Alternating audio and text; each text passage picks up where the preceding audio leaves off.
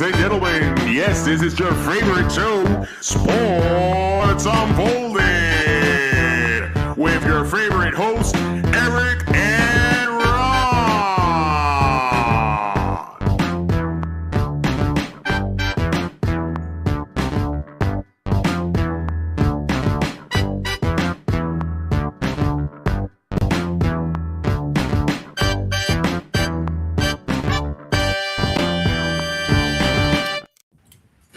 Hey, sports fans! Welcome to the best sports podcast on the planet, Sports Unfolded, where we cover all of this week's top sports stories. I am your host, Eric. Main man right over there, Ron. How are you tonight? I don't know. I feel like there's something wrong. Usually is with you, my friend. Usually is. So, I just being think honest today with you. was just an absolute sham. The whole day. The whole day. The whole day. All right. Well, hopefully it's not a sham for everyone out there watching us live. So if you are watching us live tonight, please join the chat. Let us know if you have any opinions or if you want to talk about anything in particular. We'd love to hear from you. But before we get started, Ron, let's thank those that continue to help us grow and be heard by thousands of people and seen by thousands of people every single week. Absolutely. Today's show is brought to you by Sprout Co-working. For all your co-working needs, large or small, visit sproutcoworking.com. Also want to I thank, almost forgot how to read. as well as our good friends there in Dallas, Georgia, 99.1 WDJY FM. Thank you for all the support and putting us on every Saturday at 1 p.m. Eastern Standard Time, as well as our good friends here in Southeast Connecticut, S6E26 Public Access Channel 12. We appreciate the support and putting us on every Tuesday at 10 p.m. So check us out there. If you're watching us now or listening to us, join us live every Friday, 6 p.m. Eastern Standard Time, Facebook, YouTube, Twitch, Twitter, Kick, you name it, we're on it. Great opportunity to join the show live. We'd love to hear from you. All right, Ron, there's a lot that's happened in the sports world, but we're going to kick it off with a quick question for you because this is what I like to do. Ron, let me ask you this. I was talking to a fellow coworker, and they were discussing they're going to the Red Sox-Yankees game and spent quite a good amount of money for the tickets. And I was starting to wonder, like, at what point do these franchises or organizations look at the price? Like, I get it, Boston, New York, the rivalry, which isn't really a rivalry anymore, or not like it used to be. Do you think it's fair that these teams charge more for particular games? Yes, it should be the same for every single game of the season. So you think they should upcharge for every game? No. I feel that They're going whatever the rate of the Kansas City series is, it should be the rate Right? of the Yankee series. Right. It's like, it blows my mind that you know that people are going to want to go to these games. It's probably like the Boston Celtics and the Lakers, right? I'm sure the tickets are a little more expensive to go to those games than it is to go to a it's not right. Trailblazers game. Right? It's kind of crazy. I don't know how the leagues allow that to happen. Like, you would think there would be because the leagues are greedy. That is the absolute fact. You know, they're greedy, and teams that we all love are even greedier. They're more greedy. The greediest. The greediest of all. I mean, look at the product they put out on the field too, and then And that's what I'm saying, prices. right? Like, it's crazy. Like, if two competitive teams, and maybe you sit back and go, "Oh, this is for first place," raise the prices a little bit, but it's kind of crazy, my friend. But we are in the heat. It's going to be one of those supply and demand, Eric. It's going to be that, and you watch. Then it's not going to be a big demand next year. No, you don't think so? I don't think so. All right. So we are on season 6, episode 26. We're in the heat of the moment. There is a lot to talk about tonight. Hopefully you are joining us live and want to talk to us as well about our leadoff story. So this was bound to happen at some point. Giannis Antetokounmpo, no longer Milwaukee Buck. He is heading to Miami. Yeah, he's running out the door, Sam. Running out the door to go see Will Smith and Messi and join them down there in Miami. Do you like the move? Do you like where he went? And then obviously if it benefits the Heat. I don't know if it benefits the Heat or not. I mean, you just lost Tyler Hero. He was averaging 26 points a game? Right. So no shooters. Bam Adebayo is your best player. So now you're looking at the questions become who's going to be that third option. So Miami's starting 5 currently would be Davion Mitchell, Norman Powell, who's a free agent. They may not be able to re-sign. Andrew Wiggins, obviously Giannis, and Bam Adebayo. You've got size, and you've got some big guys that can obviously do some things, but I mean, are they thinking that Wiggins is going to be able to capture be something, that third guy? Right? Maybe do they restructure Wiggins to be able to sign Powell? Keeping Powell's kind of probably be important for this piece. But I will say this too, Ron. A lot of veterans may want to go to Miami now and play down there because this is going to be the hot spot. No pun intended. I don't know. I mean, you also have to wonder how many games Giannis is going to play. Right, injuries are a concern. I think they just weakened their team, to be honest with you, by trading away your scorer. I mean, I'm sorry, Hero he's one of the top shooters. And again, this is a shooting league now. It's not back in the day, it was the big men and could you get a top ranked center, the Shaqs, David Robinsons, Ewings, right? We could keep going down the line. You don't see that as much anymore in the NBA. That is not the game. The game is about shooting. I probably would have used Hakeem rather than Ewing. Ewing didn't win squat. All right, listen. Still one of the best centers in the league ever. No, he was not. He was. But I will say, to your point, like Giannis can shoot, not obviously like Hero. Bam scored 83 last year in a game. But my point would be is you're a shooting league. That's the way the league is played now. Yeah. And I think you took yourself out of that unless they sign somebody that obviously is going to be. I just feel like this didn't do either team much good. Yeah. So yes, I know they get draft picks back, but what good is that when you were one player away? I even question that, right? So the Heat gave Tyler Hero, Khalil L. Ware, Jamie Jaquez Jr., Kasparis Jakunis, the 13th pick overall in this year's draft, which was Nate Edmond, a first rounder in 2031, so 5 years from now, in 2033, which is 7 years from now, second rounder in 2030.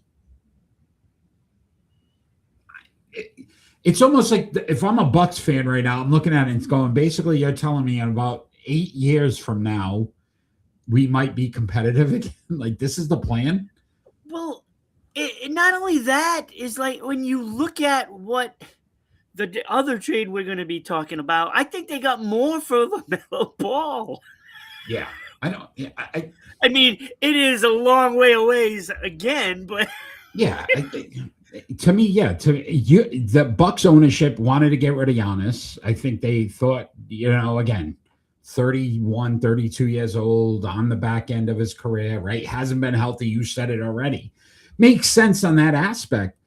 Yeah. But you can't tell me if you didn't put him on a piece. I'm going to bring up Boston here because I really thought the Celtics were going to make this move. Yeah. Him with a Tatum, a Derek White, like now I like that combination of you got your big, you got your all-around player in Tatum, and then you have your point guard.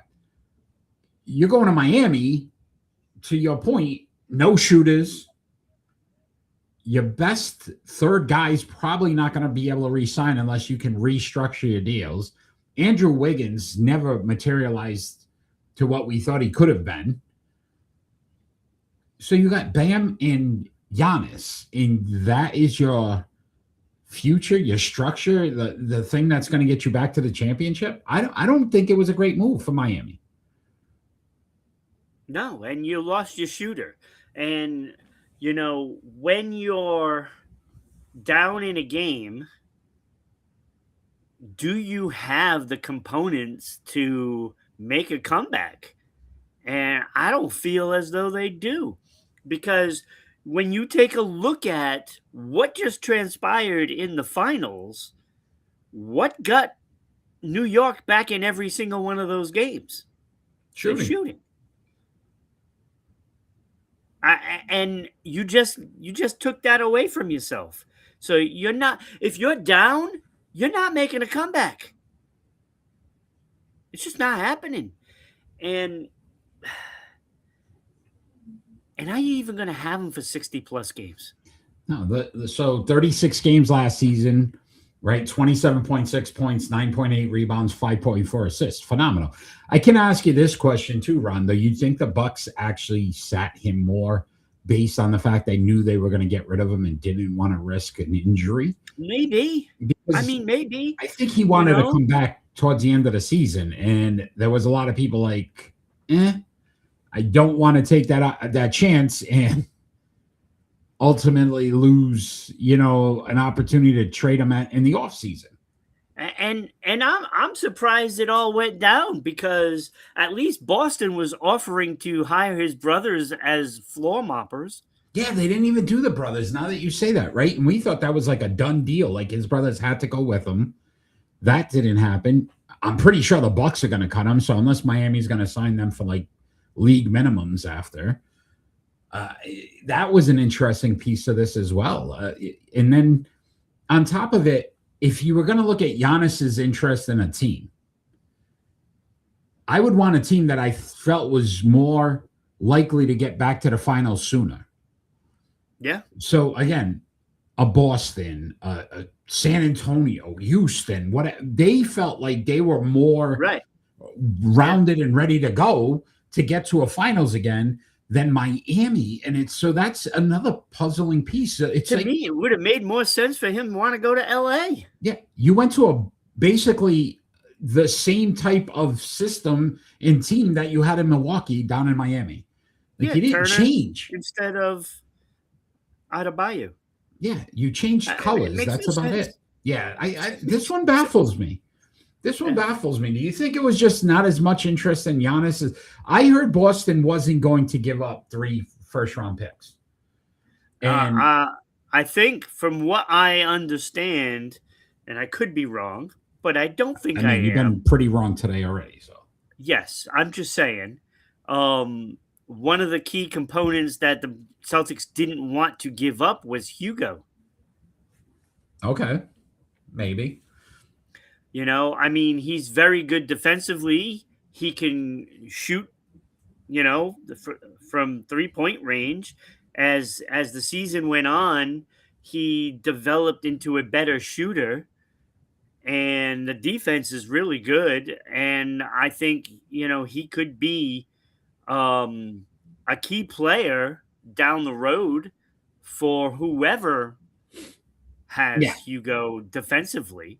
I do feel like Boston blew their opportunity, because what I'm hearing now, Jaylen Brown is still actively being shopped, and some of the guys they're talking about getting now, I'd rather keep Brown. The same impact. Yeah, so I don't even know what Boston was doing here. But before we move on, Ron, Giannis Antetokounmpo's career, 24.1 points per game, 9.9 rebounds, almost averaging a double-double for his career. 5 assists, 10-time All-Star, 9-time All-NBA, 5 All-Defensive, 2 MVPs, a Defensive Player of the Year, obviously the 1 championship. I think it could have been better numbers, to be honest with you. You were the guy. Aren't as good in numbers as you would expect from him, because when he is on his game, hustling, he is probably the most dominant player in the league. I kind of compare it to Anthony Davis, to be honest with you. When those guys want to play, you're not stopping them. And you just got to want to play. Yeah. So we're going to move on, but again, does this put Miami in your eyes in the top 4 No. in the Eastern Conference? No, because now the Milwaukee Bucks are just located in Miami. Yeah. So I think we've got to see what pieces they put around before we can say this was a solid trade for Miami. Right. And I still question what Milwaukee did or got back in this deal. I 100% agree with you on that, Ron. Like, as I looked at it, I simply said, really? Like, I don't know. You're building around Tyler Hero? Is that the plan in Milwaukee? Jaylen Brown proved he was a legitimate 1B, could possibly be a MVP candidate. Like, who would you rather have, Hero or Jaylen Brown? Yeah. So if I'm a Bucks fan, I'm upset about that as well. Not only did I not get draft picks for the next 5 to 7 years in the first round, I got a B player. I don't even consider Tyler Hero an A player, a B player. No, I don't either. So yeah, it's there's a lot of questions here. A lot of questions. And to your point, I really thought it would be for a lot more than what was traded for. So yeah. All right. Let's talk some NFL, Ron, because the season's coming up. So we thought about this and said, which NFL coaches are on the hot seat? Like, this is the year that they have to prove that they're going to win, or their jobs are probably in jeopardy, and they're going to be fired. Yeah. So I did mine in almost like a starting 5, believe it or not. Yeah, I did too. Oh, awesome. So you want to do it that way? We'll go 5 to 1. Yeah. All right. So number 5 for me, Nick Sirianni. I think, come on. Oh, yes. Man. Right. He's my number 5. Another OC change. So many questions about team chemistry. Can they make this work? There's always questions about that. And Ron, I didn't even realize this until I was really looking at it. 4 out of the last 6 seasons, they have been one and done in the postseason. Mm-hmm. So it's not even like they've had success in the postseason where you go, oh, they get to the champ. That year they went to 3 straight championships under Andy Reid, and at least you were like, oh, every year they've got a shot. This team's one and done for 4 out of the last 6 seasons. Nick Sirianni, to me, is on the hot seat. Absolutely. I agree with that 100%. Obviously, he's my number 5. And, you know, when you think about what they accomplished when they won the Super Bowl last year, I mean, they barely used Saquon Barkley. Yeah. And I don't understand it. You know, you have probably the best weapon as a running back, and you barely used him in the postseason. For what? What was the reasoning for that? It didn't even matter if you're not going to use him. I mean, no, look, if you're not going to run the ball with Saquon Barkley, it's easy to tee off on Jalen Hurts, you know, and that's not fair to him. Yeah. It's not fair to him. They were so misused last season, especially than ever before. You know, yeah, and I think I would have probably replaced him after that. After AJ Brown traded to New England for that reason. Yeah. All right. So that there's no excuse. Run the ball. Run the ball. Yeah. All right. Who do you have at number 4, Ron? I'm curious. I have Dan Quinn, believe it or not. Okay. All right. Didn't it make my 5? Because I just, wow, that team, as well as they played, you know, and getting to the NFC Championship 2 years ago. Yeah, and that great season. Wow, they really stunk last year. Yeah. And it wasn't even because of the injury. It was just bad all the way around. Like there was no glimpses of greatness at all, and it was just flat. Even the defense, they were flat. I mean, usually when you have a good defense, you'll come out first half and you'll be good, and you'll just be out there too long, and then it just kind of collapses on you. But there was none of that at the beginning. And it was just not very well coached, well organized. It was very sloppy. Yeah, I think his job really is going to depend on Jaden Daniels' health Yeah. because he can't afford to not have him for 17 games this season. Because I agree with you there, though. He's going to need 100%. I had it for Todd Bowles. I think one of the easiest conferences. They were more talented than all the other teams in that conference. When you look at Baker, they had Mike Evans, they had a solid defense or defensive players, but never materialized. Couldn't get them over the hump. They didn't even make the postseason last year. He's been a 500 coach with the Bucks. Basically, he's 35-33 for his career in Tampa Bay. And last year, his defense ranked 19th. He is a defensive-minded coach. If you can't get this team to be a top 10 defense and win a conference that you should easily have run away with, and I still think he has the best quarterback in the conference, there's really no reason why Tampa Bay and the Bucks should keep him. So I think Todd Bowles, for me, is definitely on the hot seat. Yeah. What was that? Your number 4. So 3. 4. 3. I have Aaron Glenn at number 3. And whether it's fair or not, it doesn't even matter, because I don't think he's really qualified to be a head coach yet. Welcome back, Danny. I don't think he's qualified right now. I just don't think he has enough experience in coaching. And, I don't underestimate the talent that he had as a player. And that could eventually transfer into coaching. I just don't think he was there yet. Agreed. And unfortunately, he has a deck that is not really shuffled in his favor. Agreed. Yeah, not a good team at all. He's going to be a scapegoat. I may have him a little higher on my.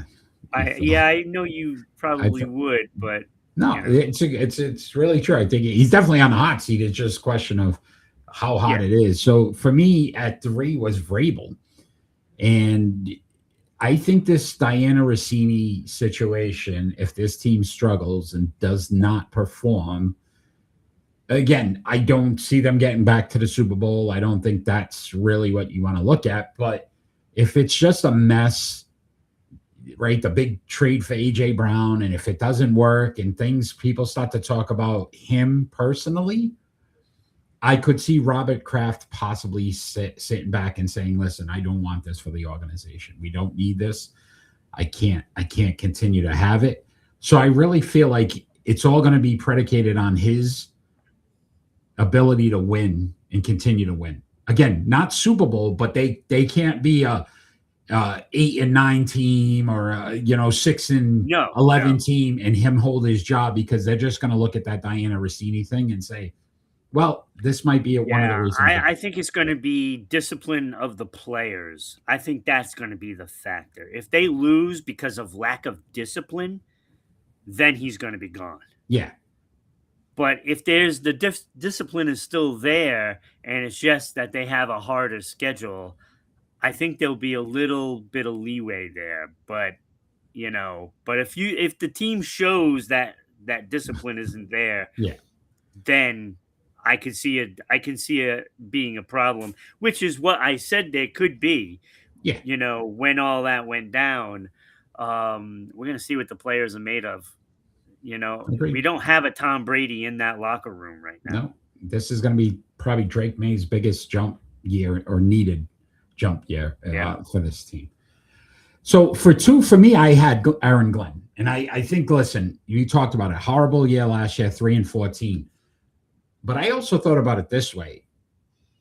The draft class for quarterbacks next season is going to be much better. I feel like they're going to want an offensive minded coach anyway. Mm-hmm. So That's why I said he's going to be a scapegoat. Yeah, unless this guy goes like, 12-5 and makes the postseason, I really see no way that Aaron Glenn holds on to his job this season. Yeah, no, because they're going to want a guy that can coach the quarterback you're going to draft. Yeah. So yeah, it makes Aaron sense. Glenn 2 for me. So who was your number 2? My number 2 was Todd Bowles, and for all those reasons that you said, he should have won that division last year easily. He had clearly the best roster, and he couldn't get it done. It just flat out couldn't get it done. I know they had a lot of injuries to their receiving core. I get it. But you know what? Baker Mayfield was making the plays anyway. That defense failed them. Mm-hmm. And what was it, 19th 19th overall? 19th. But they also played against that division, which wasn't very high-powered offense. Agreed. So you got to take that. Let's look at the defensive stats to the rest of the league. And I bet you it's near the bottom because they couldn't handle the good teams out there. They could barely handle the teams in their own division, and they should have walked all over them. Yeah. 500 coach. 500 coach. I'm pretty sure we're going to have the same number 1. Zach Taylor. Like, this is the year. Like, shut up, sit down or shut up. Like, this is it. There's a lot of things you can say about this because, you have a quarterback that is probably top 4 in the league, and you are wasting him. Yeah. You have not figured out a way to coaching up the line to protect him. You have not figured out a way to run the ball to protect him. You haven't even figured out a way how to stop other teams from scoring. Yeah. So he has done absolutely nothing, and he's had some great players on both sides of the ball. There is no excuse. This guy shouldn't even have a job right now. I agree with you, Ron. It blows my mind that he still does. 6-11 last season, 3 straight seasons with no postseasons. And if you look at this, since the Super Bowl, they've actually gone in the wrong direction. So they make the Super Bowl, they lose, wrong direction. To your point, offensive talent through the roof. You got Chase, Jamar Chase. But you can't T. just Higgins. sit there and call passing plays the whole game. That's why he's getting hurt. Get an offensive line. They finally made some moves on defense to hopefully help them there. But I think, listen, all the chips are in here. Joe Burrow continues to talk about wanting to get back. If the Bengals are going to blow this thing and allow Joe Burrow to walk out the door, you might have to do another one of those door things with Joe Burrow coming. So because I don't think he's coming. Yeah, I don't think he sticks around. I don't think he wants to stay in this kind of organization if this is what they're going to get. I will be surprised if he signs an extension when his contract is close to being up. You look at what the Rams are doing with Stafford and what they built around him and all these things, and you sit back and go, what the how's a Myles Garrett end up in LA and Joe Burrow is sitting back going, you guys can't get me even like 2 solid defensive guys. Like, you can't build me an offensive line. They had a good defensive guy, and they didn't use him right. Yeah. They didn't build the defense around him. They didn't have the schemes on the offense to be effective and control the ball. Joe Burrow just got teed off on for the past 3 years. Yeah, it's going to be if he survives this run and not make the postseason, they get off to a bad start. He may be the first casualty this season. Yeah, I don't think it's going to. I can see game 3. He's not there. Yeah, if they're 0-3, forget it. There's no way. Yeah. There's no way. He'll All be right, fine. Ron, that was fun. That was good. We did good there. That was Nice good. job. Crazy stat time. It's not even really a crazy. I guess it's a crazy stat, but it's not. Your good buddy there, Brett Favre. The hell? There it is. Your good buddy Brett Favre. Did you know, Ron, that he is the all-time leaders in NFL history in fumbles? Yeah, I did know that. 166. You know who's number 2? Winston? No, Warren Moon, 161. Oh, wow. But did you know Brett Favre doesn't lead all-time single season record, which is held by Kerry Collins and Dante Culpepper, who both had 23 in a season. So yeah. Brett Favre has the most, but Kerry Collins, Dante Culpepper, all-time leader in single season fumbles with 23. It's a lot of fumbles. It's It's a lot of fumbles. hey boy. And you figure you're going back to the days where there was only 16 games. Yeah, so not good. At least one a game, and then you had a couple others in the game. So good job, gentlemen. Good job. Yeah. Good job. All right, Ron, we are moving on to our starting 5.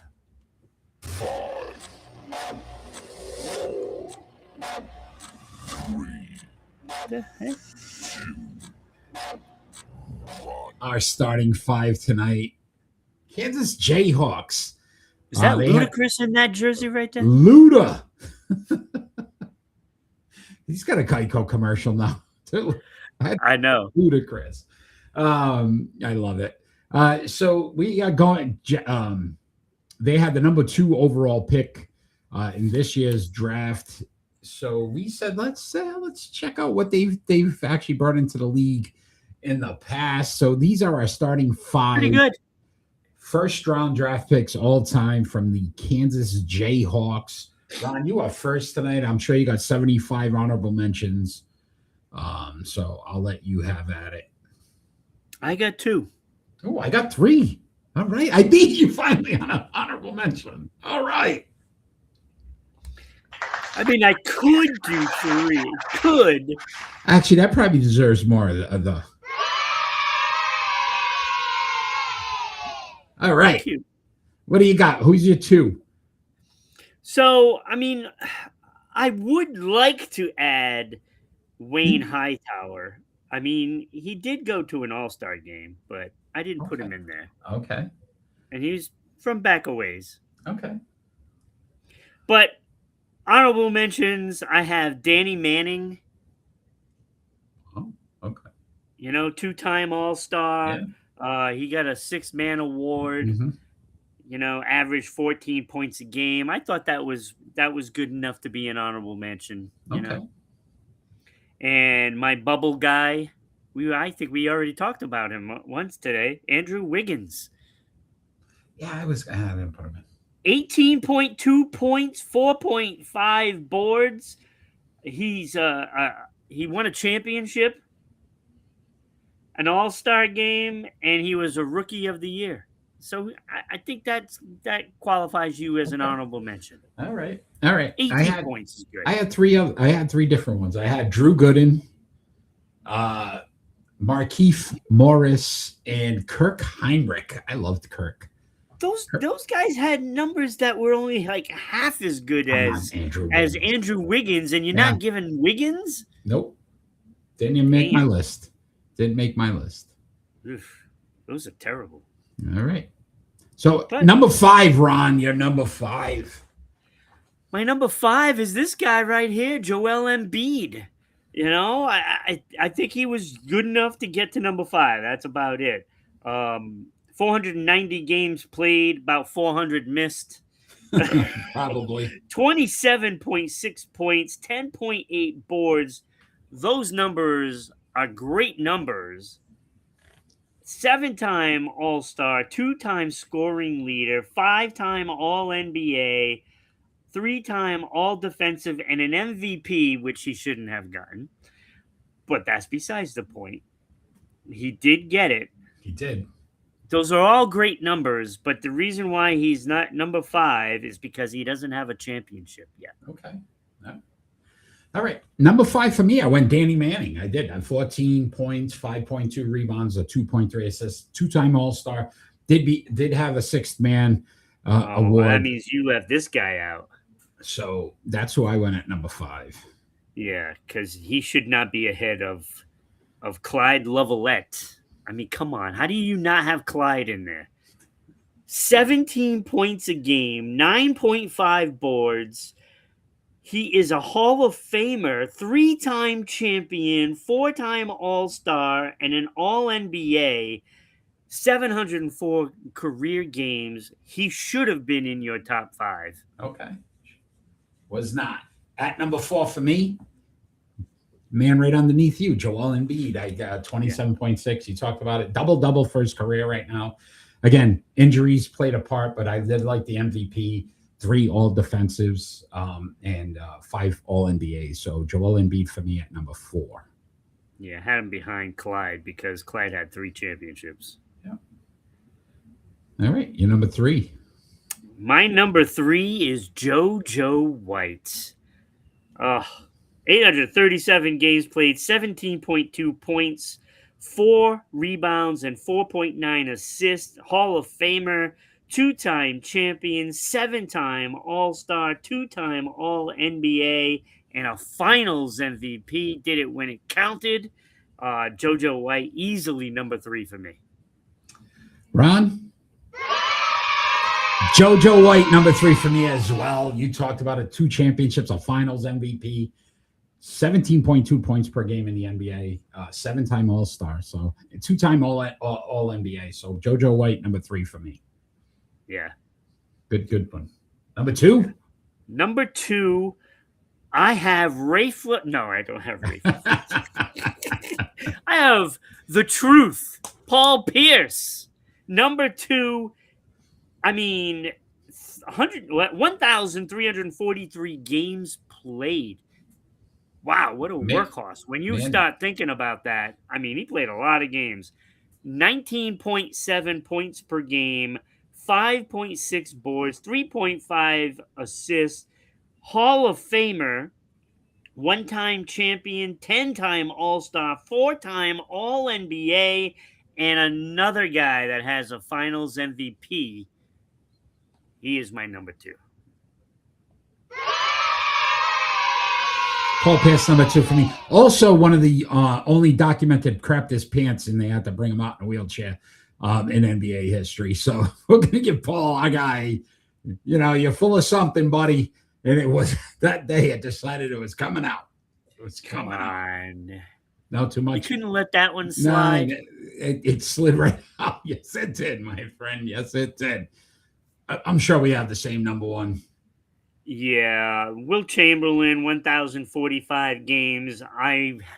I personally have not seen any evidence of that 100-point game. But I know you've gone. You could do what was that show? Quantum Leap. We gotta get you on that show. You could go back. Yeah, because just because you do this doesn't. It doesn't. You just scored 100 points. Scored 100 points. Look, I scored 100 points last night. You did it too. I did it too. But his numbers are incredible. 30.1 points per game. That's all. Just 30.1. Ridiculous. And to go along with that, his 22.9. He just couldn't get that one more to make it 23. Yeah, come on. You stink. 4.4 assists per game. Hall of Famer. 2-time champ. And you want to know why it's only 2-time champ, right? There's a guy. There's another guy that was in green. Bill Russell, a guy. Yeah. He was pretty good too. 13-time All-Star, 7-time scoring leader, 11 rebound titles. He had an assist title as well. Hard to believe. Unreal. It's like just one year he just decided to pass the ball. Yeah. 10-time All-NBA, 4-time MVP. I mean, these numbers just aren't even fair. He was also Rookie of the Year, if you can believe it. 2 3-time all defensive. I don't know how he was only 2-time all defensive. The man averaged 22.9 rebounds. They probably didn't count rebounds as defense, I guess, back then. I guess. And one of 3 players that had finals MVP, and they were 1, 2, and 3. Wilt Chamberlain, number 1. Yeah. So we really had the same, other than Danny Manning. Yeah, you should have had Clyde in there. But I will say this too. Only player, and this was almost going to be a fun fact, averaged 50 points per game in a season. Yeah. It's crazy. Dude, 50 points per game. In a season, people, not a game, not for like a week, not month, in a practice. The entire season. The entire season, the man averaged 50 points a game. That's insane. And he did it blindfolded. No. Yeah. On one leg. Crazy. Good list, though. Good list. It was a good list. Really? I didn't even know he played for Kansas at first. Look at some of those players that are on that list. And I made a joke about Rafe LaFrance, but he wasn't bad. He was. No, they've all been pretty solid Nick players. Collison, Kelly Oubre, Markeith and Marcus. Yeah. Morris. These are all service. Like, you're talking guys that are playing like 700 games in their career, so they're not just junk. Yeah, I will say this, Darren Peterson, number 2 pick overall. You've got some big shoes to fill, my friend. Yeah, and so look, Grady Dick. You just wanted to say it. I did. I just wanted to say it. Jalen Wilson and Agbaji. They're still trying to figure it out, right? And they could be on the list next time. Yeah, they've definitely pushed out some great players. So the Kansas Jayhawks, and we got that man to thank for. And he did push something out, though. He did. Yeah. Yeah. He did. All right, Ron. Let's continue this NBA talk. There's a lot of NBA news, right? A lot of trades happening. When I saw that list, I was like, "Oh, come on! I don't want to do this." And then I saw the list. I was like, "Oh, not too bad." And think about it. If Joel Embiid, in all honesty, before we move on to Ron, if Joel Embiid stayed healthy, he'd probably be 1 or 2 on this list. Well, maybe not 1, but he could have probably passed Paul Pierce. Realistically, even without a championship, because he's just had some really good numbers. He just hasn't played enough. Those numbers are phenomenal. Yeah. So, I mean, 27.6 points. That's only 3 less, not even 2.5 less than Wilt. So, you know what I mean? All right, Ron, let's continue this NBA talk and talk a little bit about this other trade that happened. LaMelo Ball, now a Minnesota Timberwolf. Is it Wolves? I don't know. He's a Timberwolf. A wolf. Right? He's that's right. Right? Is he a Timberwolf? Like Bigfoot. You don't. If there's more than one, you don't call it Big Feet. Yeah, right.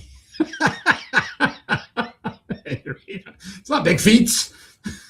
It's always Bigfoot. He's a Minnesota Timberwolf. They say Bigfoots. I think he's a wolf, Minnesota Timberwolf. But he's now a Timberwolves player. Your thoughts on the move? I really like this move in one aspect. I like it for both teams, actually. I do, but I will say this. I really think Anthony Edwards needed a running mate. Like a guy that could just control the ball, run. I think they want to be fast. They want to move. They want to run. And you couldn't do that without having a legitimate point guard. This kid, for all his baggage that came with him, and some of the... If they had him, they would have beat San Antonio. But I will say this, too. Some of his nonsense, he's got to grow up a little bit. Yeah, he does. This could be a great move for Minnesota. You know what he needs to do, though? He needs to trade his father. Is his father even around? I haven't seen his father in a long time. Oh, I think it's coming. It's coming. No, his father didn't his father lose his foot or something? I think he. I don't know, but it's coming. Yeah. So I don't know. LaMelo Ball and Josh. I was just going to have a joke about that, but nice. I held on to it because I didn't want to say he lost his foot up his butt. And then Paul Pierce let it come out. All right. LaMelo Ball and Josh Green go to the Timberwolves. The Hornets get a 2033. This must be the year of they think everybody's 7 years from now. The draft's going to be amazing because the Bucks and the Hornets Some both were like 8-year-old tearing it up right now. they're like, we ain't making this trade unless 7 years from now we get a first round pick because that's going to be the draft. 3 second-round picks, 20 in 29, 32, and 33. They also get to swap first-round picks in 28, 29, and 30. It's a pretty good deal for the Hornets. Yeah, I mean, look, and the reason why I like it for the Hornets isn't really so much the draft picks. You first of all, you're getting rid of a guy that has some issues with his, desire to play every game. They have Kobe White, who is going to take over that spot, who was showing flashes this season, and he looks really good, and he's going to be taking over. So you can afford to, ship him out and letting somebody else take over. Knippel, they better hope that it happens that way. But yeah, Knippel, great rookie season. So again, they have pieces already in Charlotte. So I'm not. Yeah. And again, I don't think Ball was the end all be all for them to get back to the postseason. He was good, though. He's good, and I think it's goes to a tougher conference. The West is obviously much tougher. But to your point, I think they could have possibly beaten the Spurs if he was there with Anthony Edwards. You saw what Jaylen Brown did to them. Yeah, but I will Jaylen Brown, Jalen Brunson. Yeah, I will say this too, though. They lose some size here. Naz Reid, part of this deal. Yeah. Right? 13.6 points, 6.2 rebounds, 2.2 assists. Also shot 36% from three. Melo was about 30 to 35, 40%. So they don't lose the threes as much, but the size. Also, Ron, Julius Randle, they traded to the Nets. I did not see that one. Yeah, it just happened. It happened. So you lose Randle and Naz Reid. That's a lot of size to give up in Minnesota. You're not going to beat San Antonio with no size. Yeah. So that one could be an interesting move. I think affects them more. That's a bad move. Adding LaMelo Ball to what they had was very good. But now that you traded Randall away, that just counteracted what you did and then some. Yeah. Then you're not going to be able to rebound against San Antonio. They still got Gobert. Yeah, but Gobert is not Cat. Yeah. And, look what Karl Anthony Towns did to that team. He just dominated inside. This is so let me ask you this. Offensively, Ball better than Randall. Size-wise, obviously Randall. So you're going to expect a lot out of Rudy Gobert down low. But you don't need him offensively. You just need him defensively and make sure. How old is Gobert? Hey, Bert. I don't know. Let me see if it shows. Isn't he like 37? He is 33. Oh, wow. He just looks old. But, I don't know. I like it. I will say this, though. Another player injury. Well, I like it a lot less now that they got rid of Randall. What did they get for him? Injury concerns. Draft picks. Let me see if I can find it. Makes no sense to me. That makes no sense to me. Let's see. I only liked it with the team that they had. And I don't like it now. Because now you're not going to pull down a rebound to save your life. You've got Joker out there. You've got you've got Wemby out there. I mean, come on. There's no way. Yeah. I don't like it. Yeah, when he went to the Nets, looks like for payroll.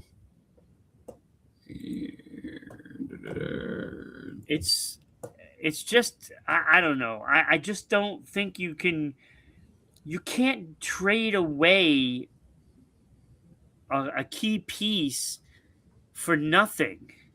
Yeah. No, I agree. It doesn't make any sense. It did not put them in a better position to beat OKC or San Antonio. It only made sense if you get him and you still have Randall.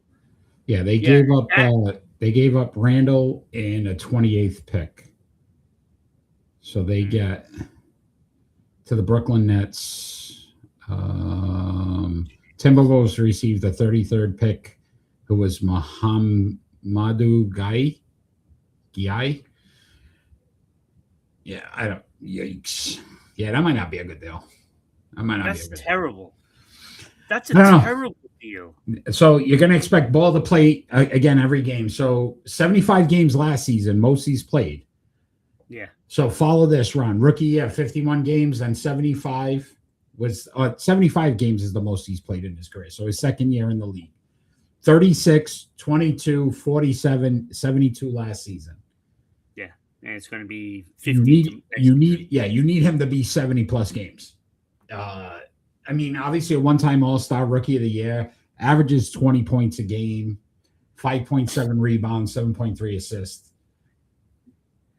You know, I'm at the point now where if I'm a GM of any team, I am not trading my assets for a guy that is injured 60% of the time. Yeah, as much as he is, yeah. I mean, he had a 3-year span where he missed a ton of games. A ton. Yeah, and why are you, as a GM, making that move, giving up the farm for a guy that's always hurt? I think you're looking at what could be sometimes, and you hope that maybe. Yeah, but what could be might not ever be. Agreed. All right, Ron. Greg Oden. You ready for your crazy stat?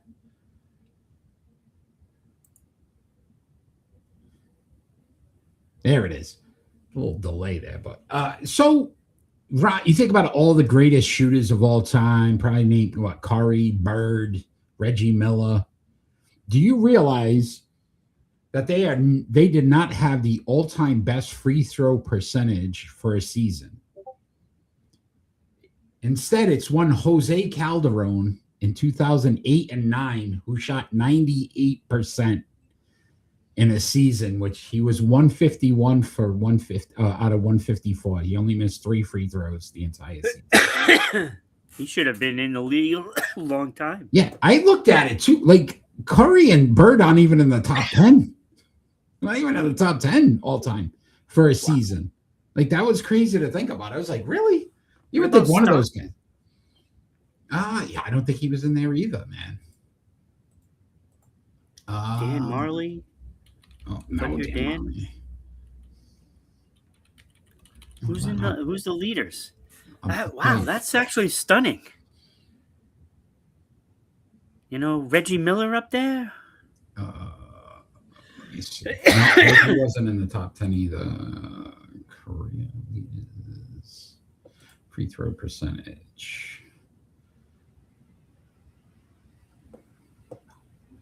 Now, you know when it's only when I really want to find something. Yeah. I never find it. Crazy stat. That's why it's called the crazy stat.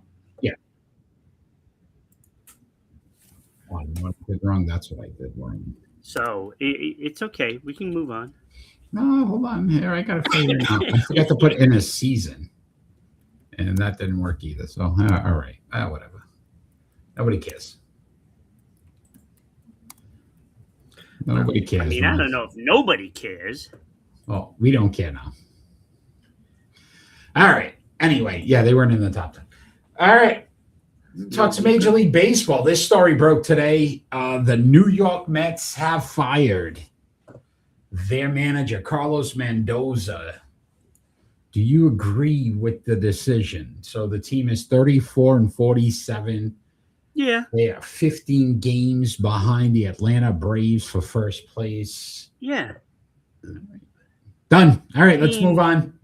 But I mean, he has some big time players on this team. He really only had one good season, by the way. Yeah. Like 89 and 73 was his best season. That was in 2024. Yeah. He's made the postseason once. And they spent a lot of money on their rosters. A ton of money. So I did this, Ron. Total payroll this season is $329 million. Believe it or not, if you look at the way they allocate the money, they're the number one team spend-wise. The Mets. Their record 34 and 47. The Dodgers are number 2 at $302 million. 52 and 29 record. The Yankees third. We know that second is really first. No, I get it. But second, Dodgers 302, 52 and 29. Yankees 292 at 48 and 32. The Blue Jays are fourth, believe it or not, 39 and 42. The only one on this list in the top 5 with a losing record, but they did go to the World Series last year. So you could at least say makes some kind of sense. And then the Phillies at 281, 45 and 36. The only team really that was struggling completely were the Mets, and they had the top payroll. You have the Red Sox payroll on that list? I do not. Yeah, I can get it. While you talk, go ahead. You talk. Because, they spent a lot of money, and they've gotten some good players. I just don't even understand how they're so bad. You know what I mean? Like at least be 500. You should be at least 500 with that payroll. According to this, now, 260. With that being said, sixth. They are sixth, by the way. Yeah. 269.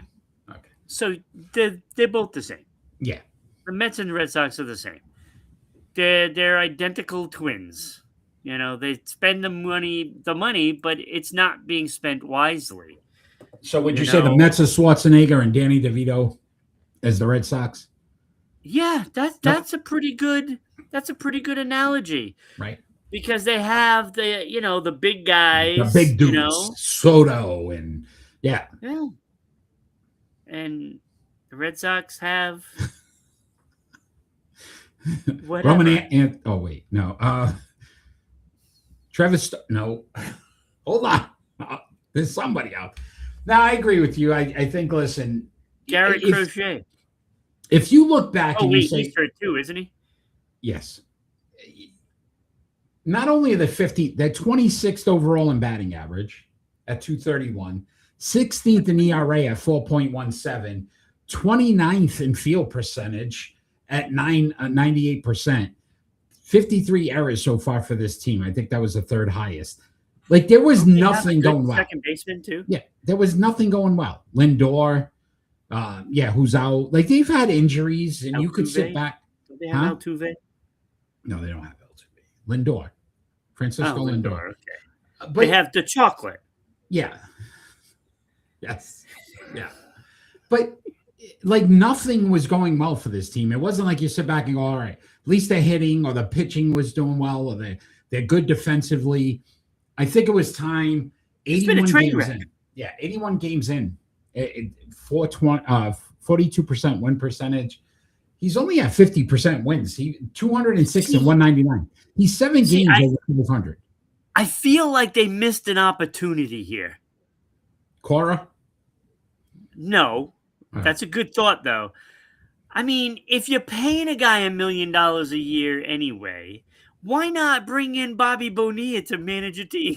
Something, right? Now it's like, hey, we're not going to pay you technically. We're just going to have you there because we already pay you.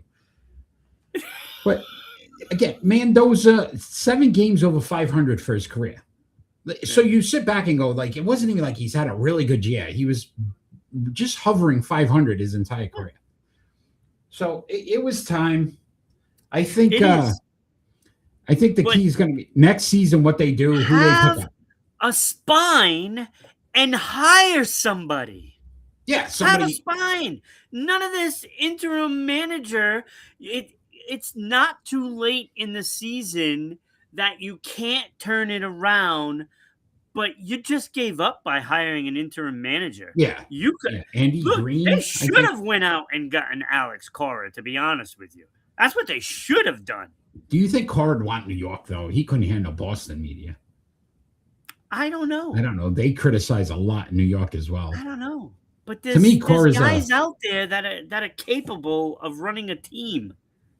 You put Carr in Pittsburgh, he's going to be happy because they don't even care if you win or lose, or Kansas City. I think there's a lot of pressure in New York to win. But, dip into your team greats. Yeah. Trying to think of one offhand, but Keith Hernandez. yes, there you go. Hire Keith Hernandez. He walks in those doors. You turn around the team instantly. Yeah, you got to bring back some culture, something. A winning ways in the '80s, they were one of the most dominant teams. No, I agree with you. Or you can go the other way and just hire Bill Buckner. Wow, Bill Buckner. I thought he passed away. Didn't Bill Buckner pass away? I don't know. Did he? I thought he did. Didn't we do a Bill Buckner? No, it wasn't Bill Buckner. Who was the Red Sox player? Tim Wakefield. No, we did it on the show. You even said it. Jerry Remy. No. Should I name all of the dead Red Sox? Yes. Yeah, he died in 2019. Bill Buckner. So it was Bill Buckner. No, but it wasn't Bill. Who passed away recently? It was last year they passed away.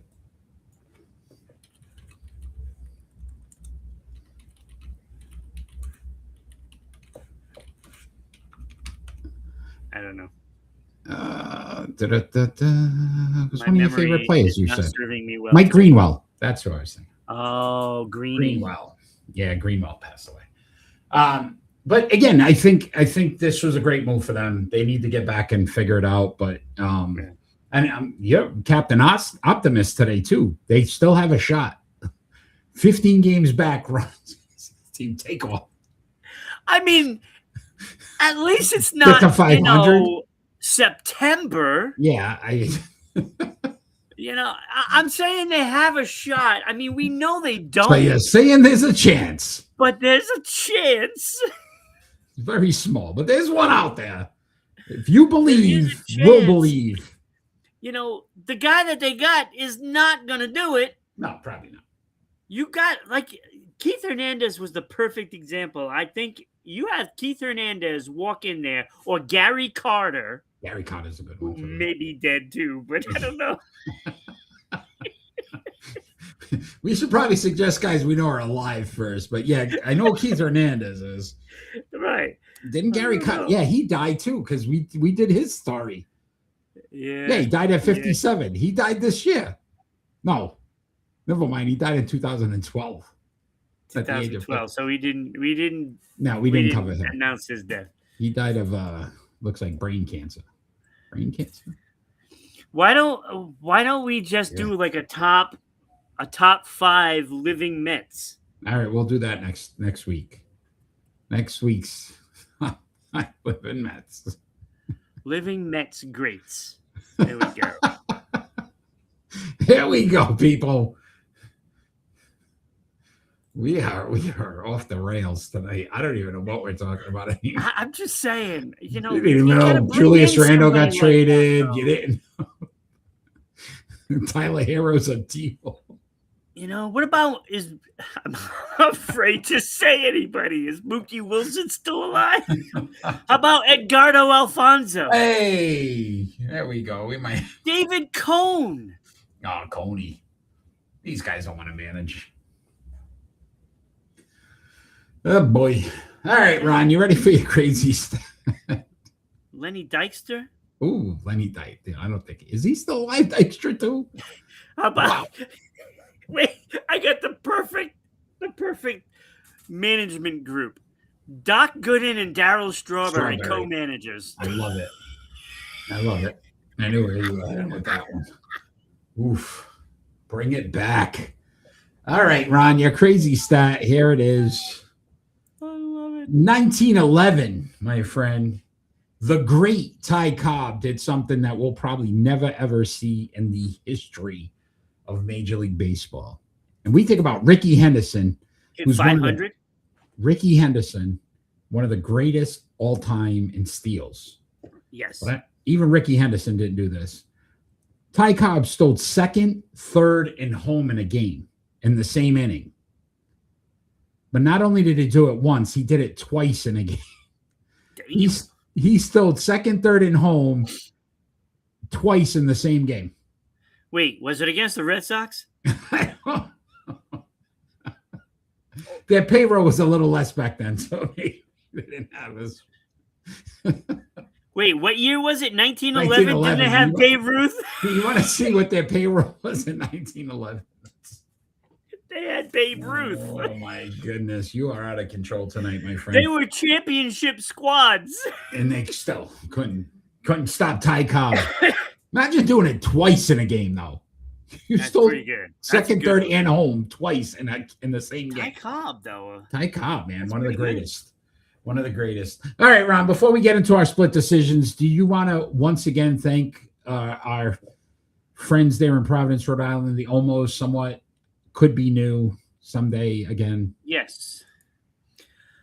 Tonight's show is brought to you by the once new 990 WBOB radio page, offering links to your favorite Providence shows, including this one, Sports Unfolded, and the Bryant Bulldog Sports Hour. Danny, you are pretty great, my friend. You are one of our greatest supporters as well. Also, our supporters there in Dallas, Absolutely. Georgia, 99.1 WDJY FM. Thank you for putting us on every Saturday. We appreciate it. Tons of listeners there in the Atlanta market. We appreciate that. As well as our good friends here in Southeast Connecticut, S6E26 Public Access Channel 12. Thank you once again for putting us on every week. We appreciate the support. And our live listeners, Danny, always one of our favorites. So thank you for the support. Ron, it is time for split decisions.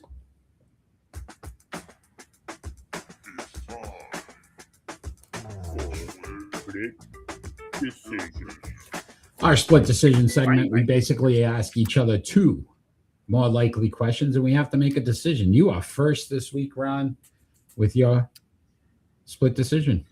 All right. What free agent signing or what free agent re-signing will more likely be the best player next season?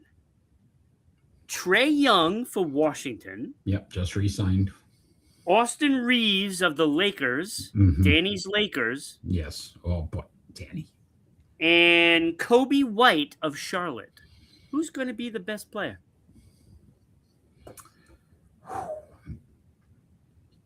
Danny, tough don't one. be mad at me. Danny, don't be mad at me. Danny, don't be mad at me because he's going to get mad. I don't think Austin Reeves is as good as they hype him to be. So that's my first. So I'm not even putting him on the list because I think he's good, but I don't think he's great. I don't think Luke and him are not Tatum Brown. See it. I don't.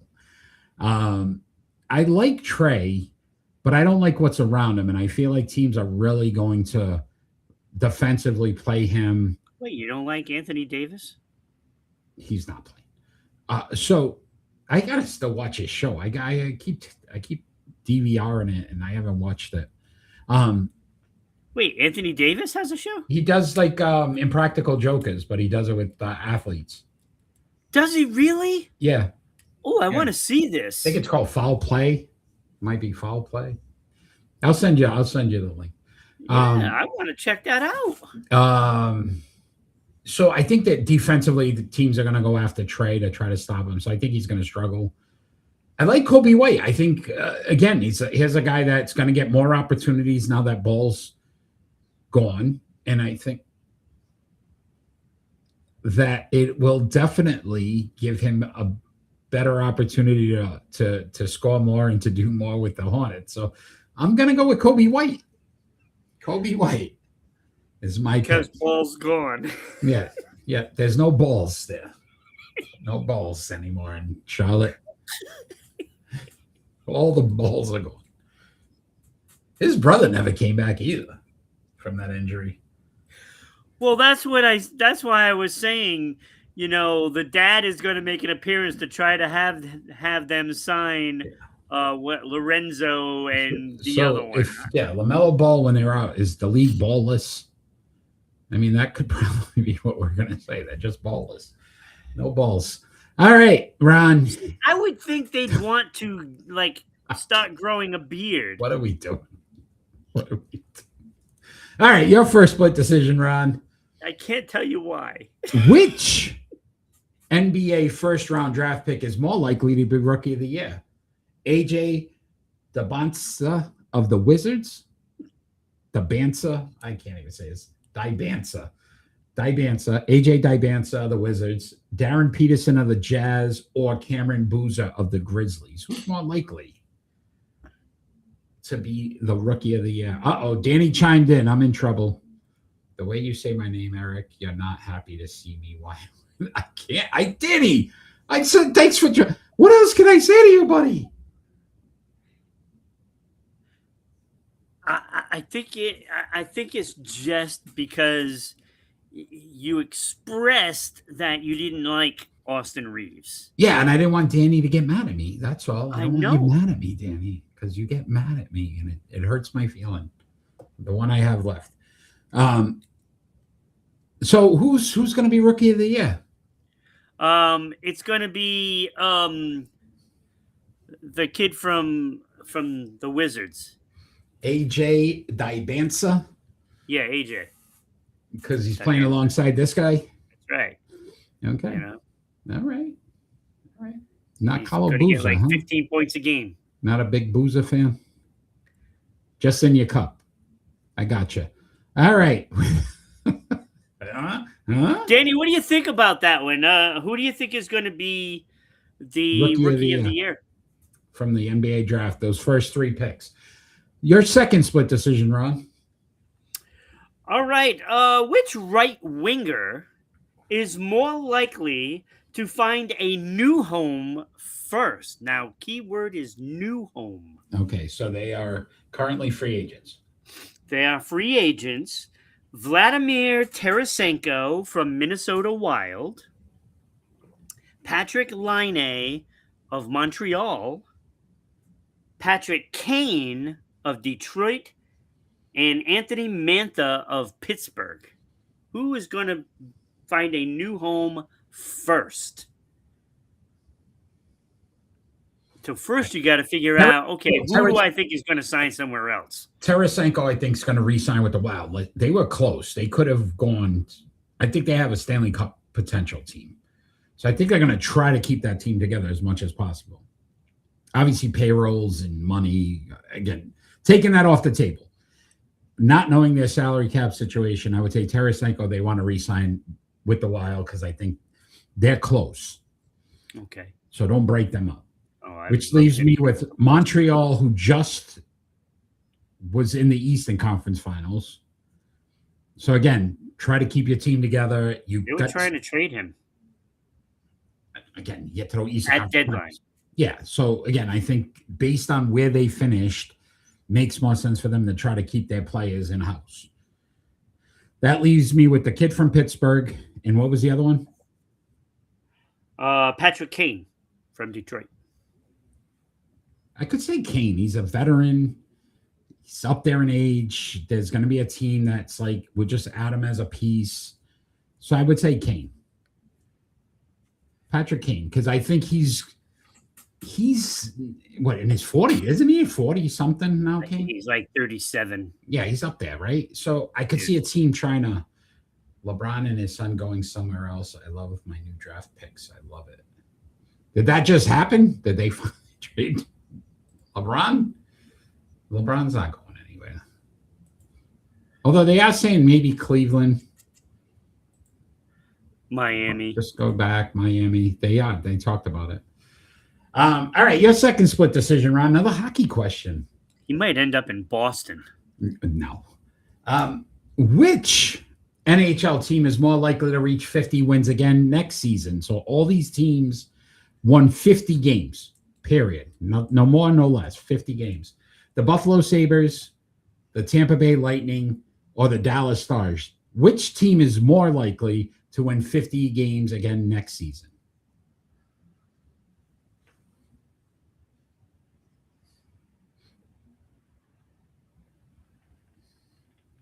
I'm going to say Dallas Stars.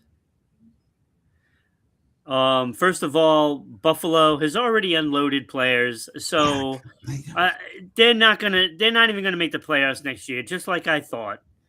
And Danny agrees. Yep, that is the good, because they always do well and then they choke in the playoffs. Typical Dallas.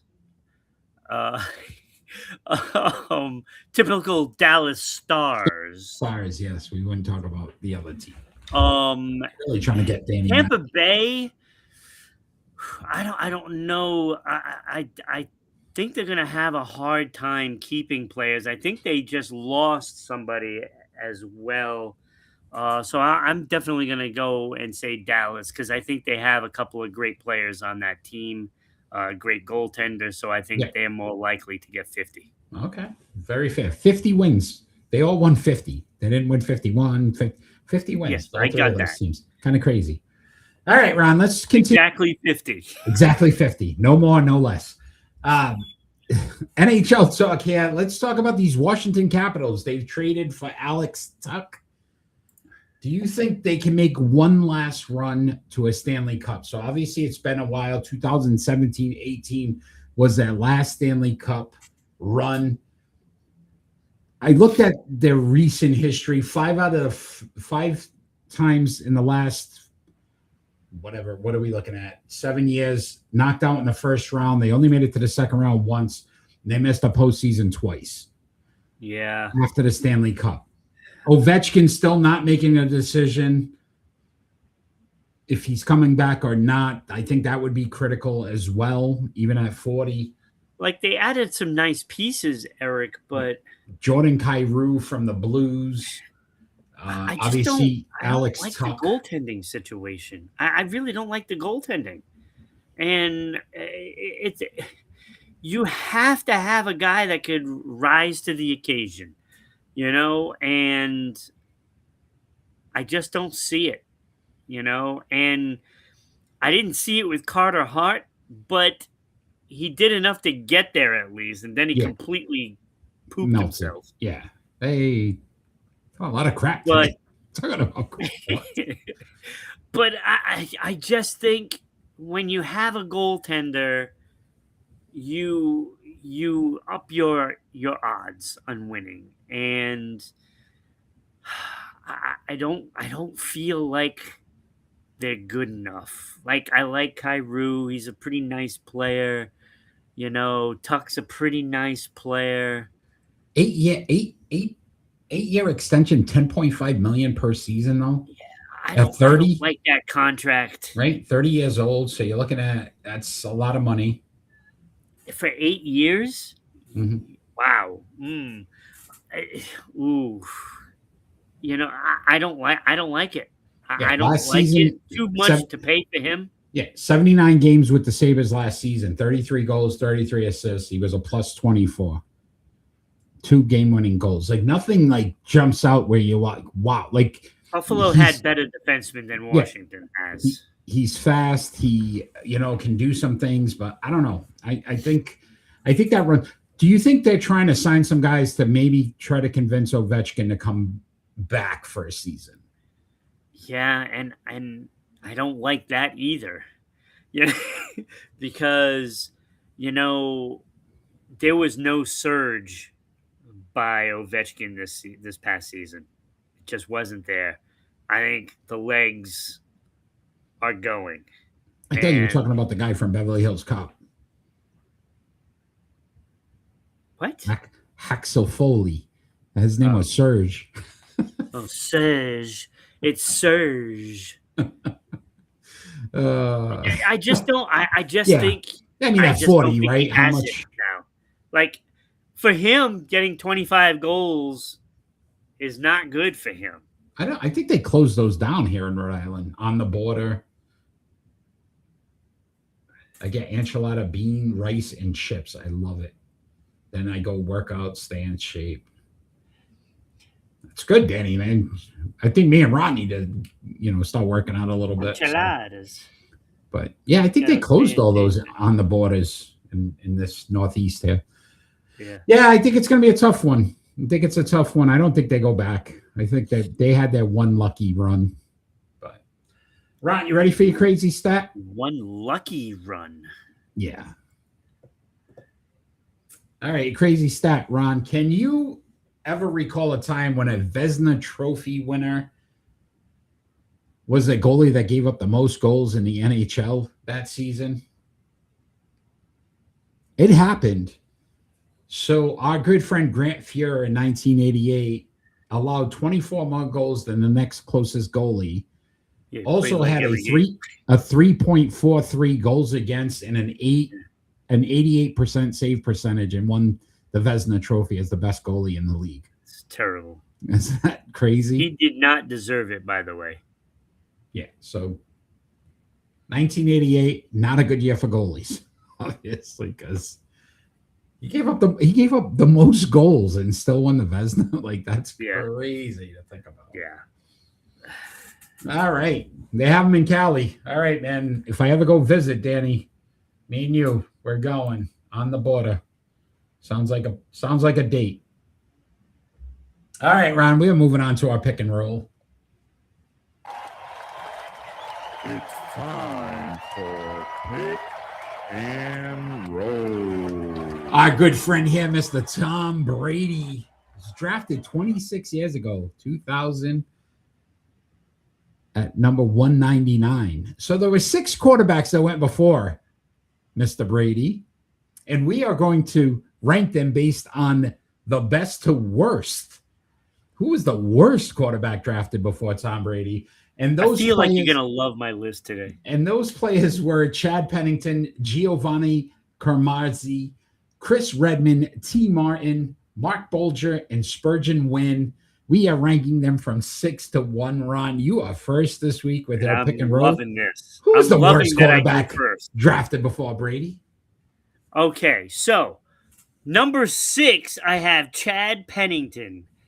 He played 89 games and he was 44-37. That was way too good. You cannot have a winning record and expect to be number 1. You just can't do it. Agreed. 66 completion percentage, just way too good. Way too good. 17,823 yards, 7.2 yards per attempt, tied for the best. 102 for touchdowns and only 64 interceptions. If you want to be number 1, you got to have certainly more interceptions than touchdowns. Yes, sir. And he actually won an award. He won 2 comeback of the years. 2 of them. So that disqualified him just right there. So good. Being number 1. Tom Brady, Chad Pennington. That's like, it was right there, neck and neck. It was right there. All right. Number 5, Mark Bolger. 41-54 record. He definitely qualifies because that record is terrible. 62.1 percentage for his completion percentage. That's too good. Too good. It was. 22,814 yards, the most on the list. Yeah. How do you expect to be number 1 if you have the most? The most yards. So 7.2 yards per attempt, tied with Pennington. 122-93. Again, a winning record is just not going to cut it. Not going to cut it. And the guy went to 2 Pro Bowls. You can't go to Pro Bowls and expect to be number 1. All he needed, Ron, in his career was 77,000 more passing yards, and he would have been right there with Tom Brady. So So he so was close. he was so close. So had to be 5. Agreed. Yes. Number 4. Now we're talking. Now we're at the cream of the crop. Yes. These are the guys. These guys. Chris Redmond, 30 games played. He lit it up. 4-8 record. So basically 18 games he was a backup, came in cleanup. 57.2%. Still too high. Yeah. Still too high. Yeah. 57. 3,179 yards for his career. Not bad. Not a season, his career. Almost 86,000 away. 6.4 yards per attempt. That's pretty good. Yeah. It's better Two some passes, of those old timers, right? 2 passes, first down. Yeah. 21 and 14 for touchdowns and interceptions. Still too good. It's too good. You weren't going to get up there. And he won a Super Bowl.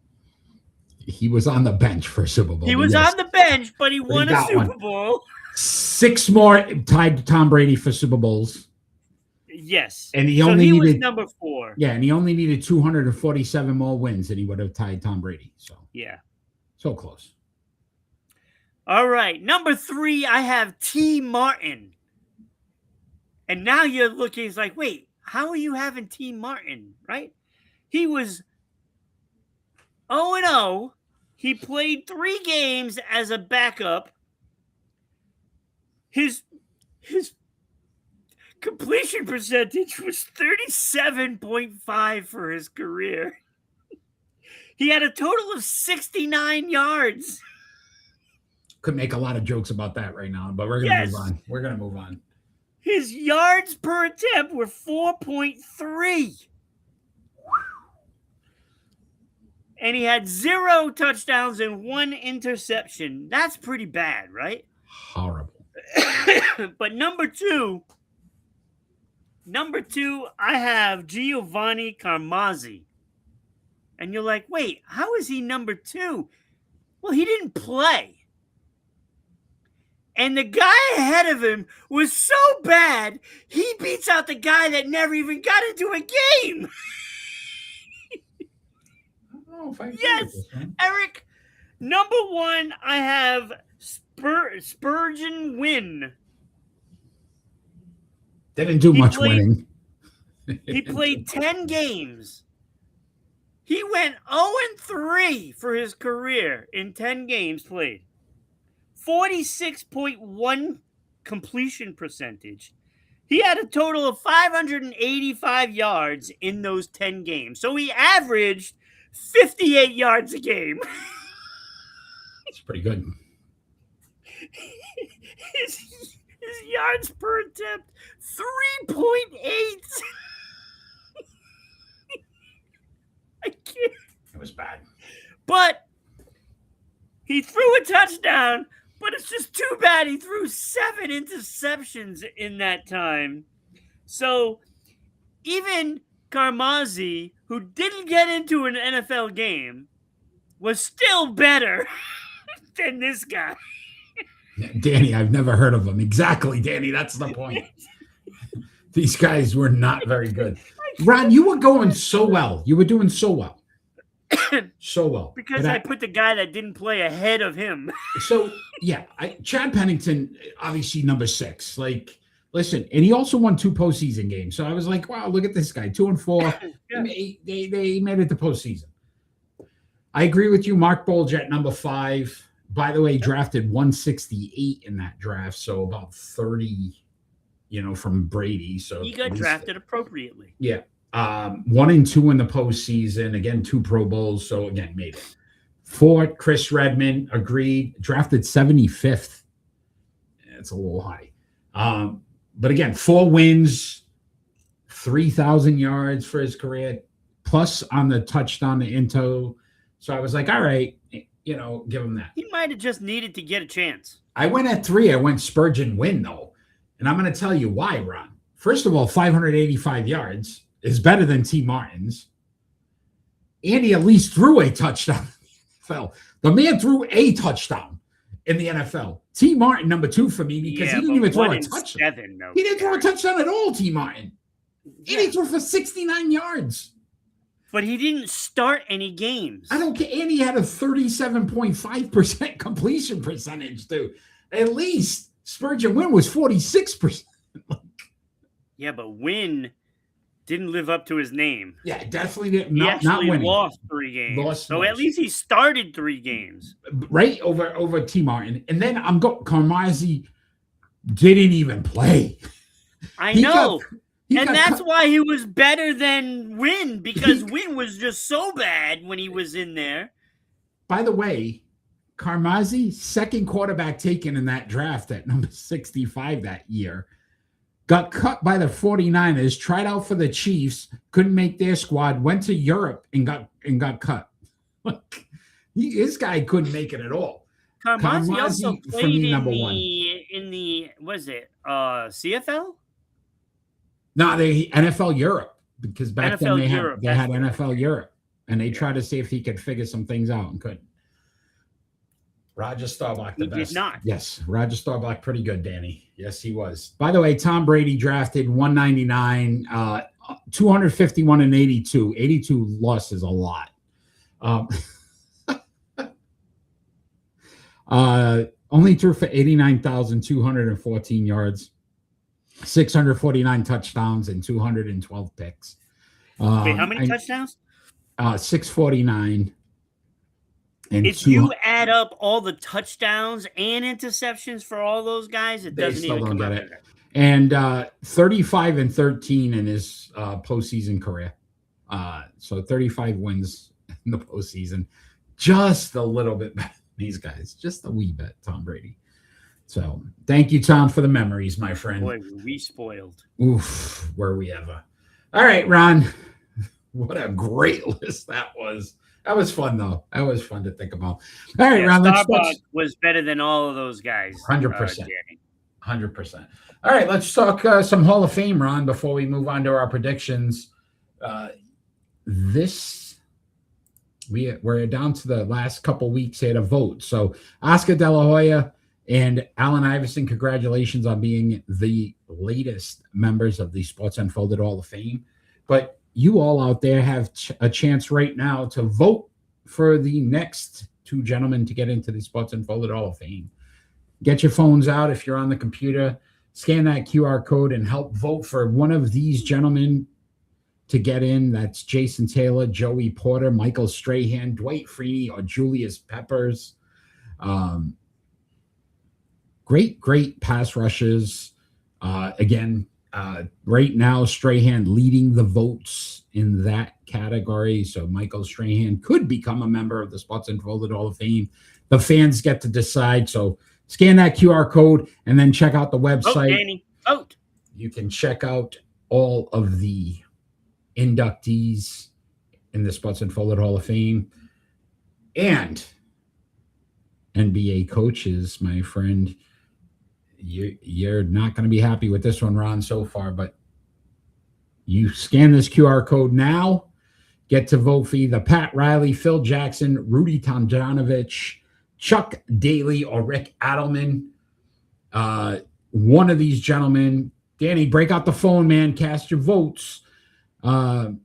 Phil Jackson leading in this one. Could be the next member of the Sports Unfolded Hall of Fame. Phil Jackson.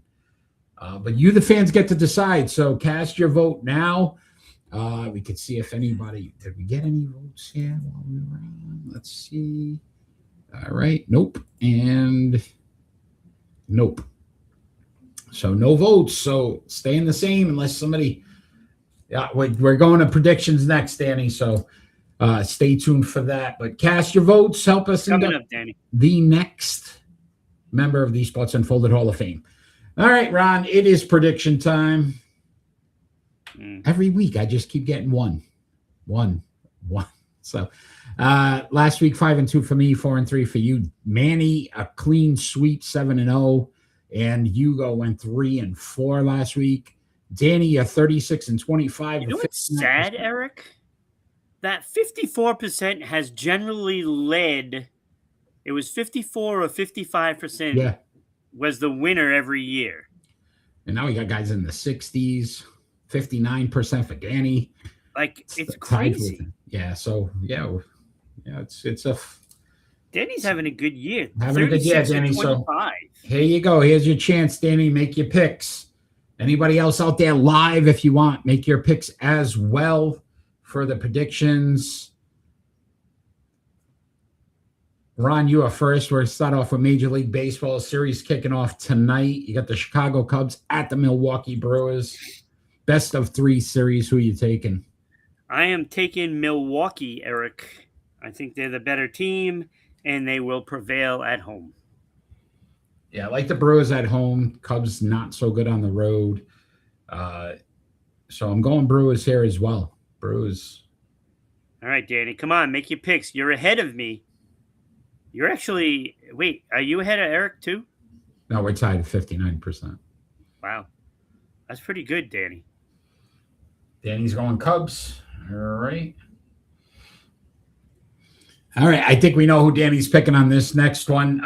Also kicking off tonight, series between the Los Angeles Dodgers, and they are traveling to the San Diego Padres. Padres in second place, but it's a distant second. Obviously, the Dodgers are the most dominant team in the league. I'm going Dodgers here. I don't think it's even a question. Yeah, I think Mookie just hit a home run last night too. Mookie is Starting to get starting hot. to roll. All right. I'm going to go with the LA Dodgers. I think they just have a better team than anybody. So I will not go against the Dodgers at all. So I'm going to be right Danny's there with going Danny and going Dodgers. Did you place any bets on Mookie? No. No. Okay. I don't place bets, Eric. I don't think so. Not even on Mookie? No. Not even on Mookie. No. All I know, right. I get it. It's All Mookie right. All right. bets. Hey. I hope he's not betting. Dodgers are dominating right now. You are correct there, Danny. You're going to win it again. All right, Ron. Give it to me WNBA action on the 28th. You've got the Minnesota Lynx at the Dallas Wings. Who are you taking? I'm going Minnesota Lynx. I think they're the best team, and they are going to win. They do have the best record. Yeah, they have the best record in the league. Dallas, hot and cold. So, yeah, I agree with you there. I think the Lynx are the better team. So Well, Huey said that she was hot and cold. She's hot and cold. Dun, dun, dun, dun, dun, dun. Very good. Danny, who are you taking? He's going Dallas. Danny sticks with the Dallas theme as well. If we don't have a Manny, we got a Danny. All right. On the 30th, the Commissioner's Cup in the WNBA. This is the final. Who wins the cup, Ron? You got the Las Vegas Aces at the New York Liberty. I think you're going to see exactly what happened in the NBA translate to the WNBA. The Liberty are going to win the cup like the Knicks did and then win the championship like the Knicks did. I'm going New York Liberty here. I am also going Liberty. And if not, it will not be justice. Yeah, don't give you death then. But I will say this. Imagine if they do that clean sweep. Danny's going Vegas. If they can win. Imagine if they win the cup MLB and WNBA. NBA and the WNBA. Yeah, that would be kind of crazy. You know, both cups. The Mets could come back and win it all. And both cups.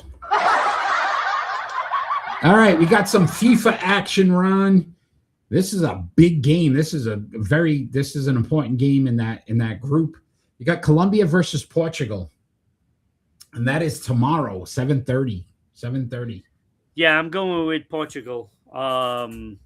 Cristiano is better than anybody on that team for Colombia. And you're gonna look, they just ran it up like 5-0 last week.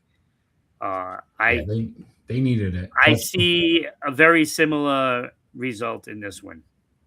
Yeah. Oh, Danny's going Portugal. I'm Portuguese. I'm going with my country, Portugal.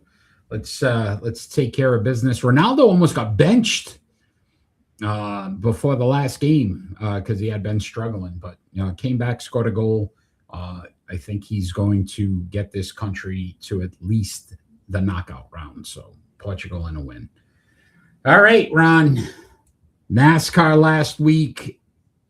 Manny and Hugo picked the winner. Well, top 5 driver, Kyle Larson.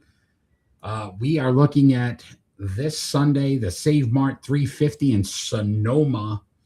Need a top 5 driver. It's a road course, my friend. You know where I'm heading. Shane Van Gisbergen. Gisbergen. Oh, yeah, Danny, Team USA, man. Tough loss last night. Yeah, I'm going with Shane Van Gisbergen. Apparently, I don't think he finished the match, did he? The race? Last week, no, I said 38th. So I would say out of 39 drivers, probably didn't finish. Yeah. So, somebody tried to run him off the road. He's going to come back even better, and he will win this one, and it won't be close. All right. NASCAR will not be the same. Yeah, Kyle. Yeah. It was a tough loss there, Danny. Tough loss.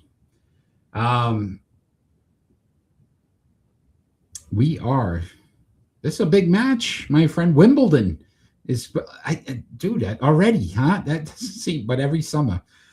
So Serena Williams making her comeback in singles match on the 29th. She is going to face Maya Joint, who's 20 years old. So it's about a 20-year difference in age.